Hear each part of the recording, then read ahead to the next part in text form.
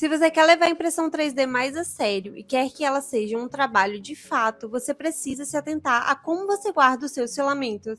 A umidade é um dos maiores vilões da impressão 3D, e a sílica é uma das formas mais eficazes de proteger os nossos materiais. Mas atenção, esse material requer cuidados especiais para que a gente não corra riscos de saúde. Fica comigo nesse vídeo que eu vou te contar o que é a sílica, como nós podemos regenerar ela para usar várias vezes e como nós podemos fazer isso de forma segura. Nós já fizemos um outro vídeo sobre isso lá no TikTok e levantou muitas discussões sobre se é correto regenerar a sílica, se ela é tóxica ou não. E é por isso que eu fui pesquisar mais a fundo para trazer essas informações aqui para vocês. Gente, é importante lembrar que eu não sou especialista nessa área, eu sou apenas uma pessoa que foi investigar e estudar sobre esse assunto. Então, se você tem informações a acrescentar, pode deixar aqui nos comentários, sempre de maneira muito respeitosa. Eu acredito que esse é um assunto bem interessante, trouxe uma discussão bem legal lá no TikTok e eu acho que pode trazer aqui também. É importante lembrar também que no nosso uso aqui na impressão 3D, nós não temos contato direto com a sílica, nós não ficamos manipulando ela no dia a dia, nós temos o contato basicamente apenas quando a gente vai regenerar ela. Então nós não ficamos expostos de forma intensa com a sílica, o que faz com que ela não apresente muito perigo pra gente, mas também a gente não pode vacilar, né? Então a gente tem que tomar alguns cuidados. Eu vou mostrar pra vocês como a gente faz a regeneração da sílica e depois a gente vai entrar na discussão se é seguro fazer isso em casa, qual sílica é melhor comprar, quais EPIs a gente deve usar quando estiver fazendo isso.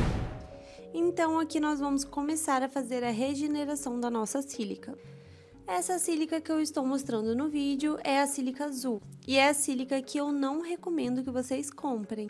Eu recomendo que vocês comprem a laranja, porque a laranja é uma sílica atóxica, e a sílica azul contém cloreto de cobalto, isso faz com que ela seja uma sílica tóxica.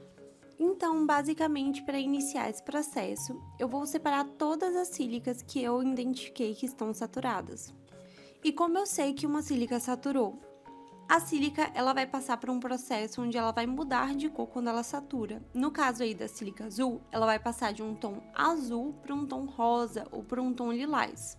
Então, visualmente, é muito fácil de perceber quando a sua sílica já absorveu o máximo de umidade que ela poderia absorver.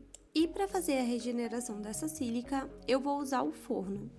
Existe uma temperatura correta que a gente tem que usar para essa sílica não liberar vapores. A sílica azul é 120 graus e a sílica laranja e a transparente 150. Então, eu vou colocar minha sílica em uma forma, que eu vou usar só para isso, e eu vou colocar ela no forno. De tempos em tempos, eu vou abrindo ela para ver como ela tá e eu vou sacudindo ela para se misturar. O processo em si é bem simples. Quando ela voltar à cor original de azul, ela já tá pronta. E eu guardo ela nos meus potes herméticos, ainda meio morna, para que ela já não comece a reabsorver a umidade do ar antes de guardar. A sílica, ela consegue absorver cerca de 25 a 40% do peso dela em água. E a gente resolveu fazer um teste para ver quanto a nossa sílica estava absorvendo para mostrar aqui para vocês. Então, pegamos um potinho e taramos ele e colocamos nesse pote 200 gramas de sílica saturada. E fizemos todo esse processo de regenerar a sílica. A nossa intenção com esse teste é mostrar para vocês na prática a quantidade de água que a nossa sílica consegue absorver e que iria para o filamento. Então, com a sílica regenerada, a gente vai fazer a tara de novo e vai fazer a pesagem daquela sílica que foi ao forno.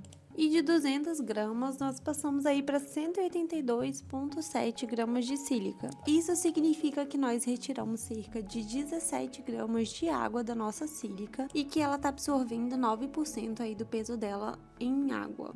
Nós pesamos aí para mostrar mais ou menos quanto seria essa quantidade de água que ela absorveu. Só um pouquinho aí no vídeo, mas dá para perceber que é bastante coisa. No nosso caso aí, ela tá de médio para baixo a absorção, então a gente pode começar a pensar em trocar essa sílica. A nossa sílica já tá perdendo aí o potencial de absorção dela, por isso nós compramos sílica nova e nós já vamos comprar a partir de agora da laranja. Vou mostrar para vocês que ela vem bem embalada, ela vem em 2 pacotes diferentes. É uma sílica de 1 kg, vale muito a pena a longo prazo, porque nós vamos regenerar ela várias vezes. Eu vou deixar o link dela aqui na descrição, caso vocês queiram. A sílica que nós vamos usar é a sílica gel, e apesar de ter esse nome, a sílica é um material sólido, granular e poroso, feito a partir de dióxido de silício, o mesmo composto químico que encontramos na areia. Ela é um dissecante, ou seja, ela atrai e retém a umidade do ar.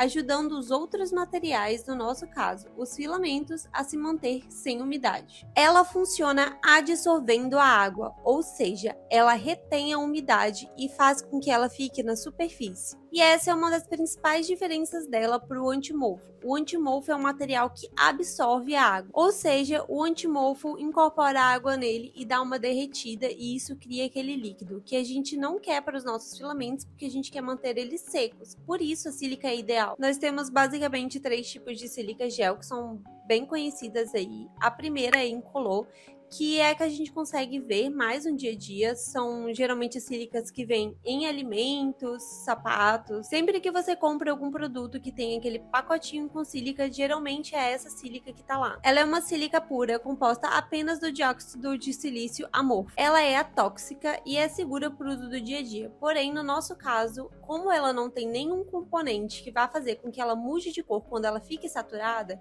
a gente não consegue saber quando ela tá saturada e quando nós podemos regenerar ela. Então, apesar de ser uma sílica segura para o nosso uso, pra gente não é tão interessante, porque acabamos perdendo um pouco do controle sobre ela. A próxima sílica que eu vou abordar aqui é a sílica laranja. Geralmente ela contém metilvioleta ou outros corantes seguros em sua composição. Ela é atóxica e ela é pensada para usar no lugar da sílica azul, que é uma sílica tóxica. A sílica azul tem a característica de ser tóxica por ter o cloreto de cobalto em sua composição, e é ele que vai fazer com que ela mude de cor de um azul para um roxo ou para um rosa. E é aí que tá a grande polêmica, porque no vídeo do TikTok que a gente fez, a gente tava usando a sílica azul. E aqui hoje eu recomendo que quando vocês forem investir em uma sílica, vocês comprem logo a laranja. A sílica azul, por conter o cloreto de cobalto, se enquadra como uma sílica tóxica e está no grupo 2B do IARC.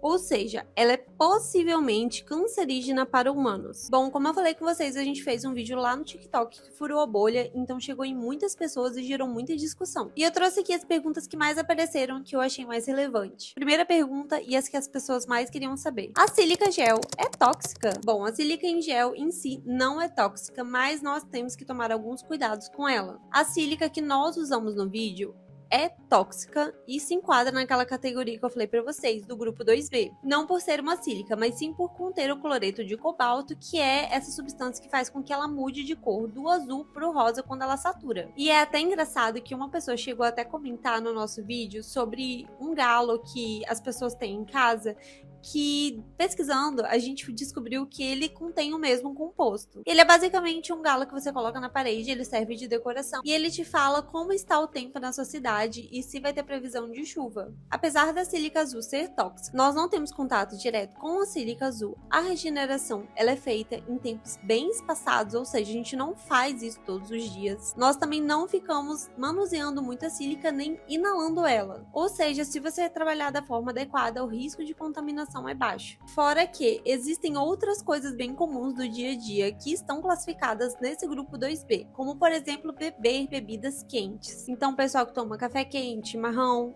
tá mais ou menos nessa mesma classificação. Próxima pergunta: posso ter silicose ou doenças respiratórias por trabalhar com a sílica? A silicose é uma doença pulmonar crônica causada pela sílica cristalina. A nossa sílica aqui, que a gente está trabalhando, é a sílica gel. Ela é uma sílica amorfa. O que isso significa? Não é o mesmo tipo de sílica. Então, silicose nós não temos o risco de ter. A silicose geralmente vai ser causada em quem trabalha em mineração, demolição, fundição, jateamento de areia, ou seja, é uma outra área que não tem nada a ver com sílica gel. Nós podemos ter algum tipo de doença respiratória? Sim. Então é indicado que você use máscara quando você for manusear a sílica. Como eu falei, nós não ficamos manuseando a sílica todos os dias com frequência, como uma pessoa que trabalha com isso direto. Por exemplo, a pessoa que está jateando ali e fica às 8 horas do dia jateando. Inclusive, eu faço curso de técnico de prótese dentária e é muito mais provável que eu tenha alguma doença relacionada a esse tipo de coisa pulmonar por causa do curso do que por causa da impressão 3D. Qual a forma correta de usar a sílica gel?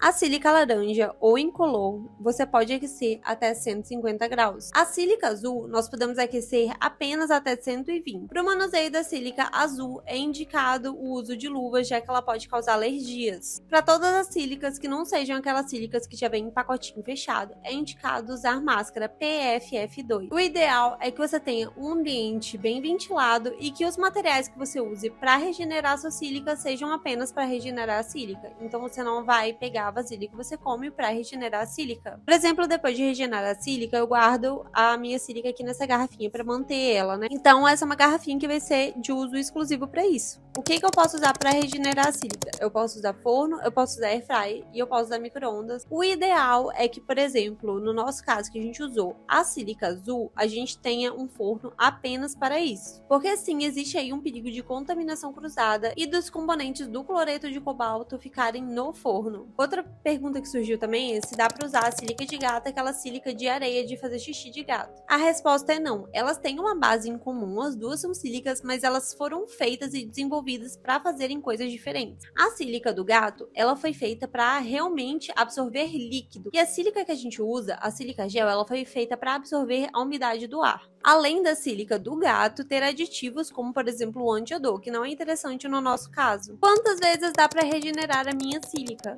Geralmente de 10 a 50 vezes, e isso vai depender de alguns fatores. Como você está armazenando essa sílica, como você está regenerando essa sílica, se você contaminou ela com alguma coisa, como por exemplo com óleo, ou seja, na hora de regenerar, por exemplo, a gente tem que manter ali aquela temperatura que eu falei, 120 graus para a sílica azul e 150 para laranja e para incolor. Passando disso, a gente tem o perigo de estragar a nossa sílica. A minha sílica perde eficiência? A resposta é sim. Com o passar do tempo, ela perde eficiência e ela vai absorvendo cada vez menos umidade. Como eu sei que a minha sílica não tá mais boa para o uso, ela pode esfarelar, ficar opaca, demorar muito para mudar de cor, ter uma aparência de queimada e ela não abaixa a umidade. A gente coloca a nossa sílica, coloca num pote fechado com um termigrômetro, que é o que a gente usa para medir, né, a umidade do ambiente, e a gente percebe que essa umidade não diminuiu nada com o passar do tempo. Eu coloquei uma sílica novinha regenerada em um pote fechado com o meu filamento e essa umidade está acima de 30, provavelmente ela já está na hora de ser trocada. Mas é isso, gente, tenham cuidado aí na hora de manusear a sílica. Na verdade, tem vários processos aí da impressão 3D que nós temos que nos atentar ao uso dos EPIs. Por exemplo, quem mexe com resina, nós mexemos com resina aqui também, é indicado vários tipos de EPIs como luva e máscara também. A nossa saúde é um tópico bem sério e sem ela nós não conseguimos trabalhar, então a gente não pode relevar esse tipo de coisa. Gente, esse é o vídeo, eu espero que vocês tenham gostado. Esse assunto foi meio polêmico lá e é por isso que a gente trouxe aqui. Eu acho bem interessante também saber do poder da sílica e de como nós podemos regenerar ela, porque tem muita gente que nem sabe que isso é possível. Tem muita gente que usa também o antimorfo. Se vocês quiserem, eu posso trazer um vídeo aqui, sílica versus antimorfo, e qual o uso ideal de cada um e por que um não serve para fazer o serviço do outro. Eu espero que vocês tenham gostado. Se tiver alguma dúvida, pode deixar no comentário. Se tiver alguma coisa a acrescentar no vídeo, pode deixar no comentário também. Até a próxima!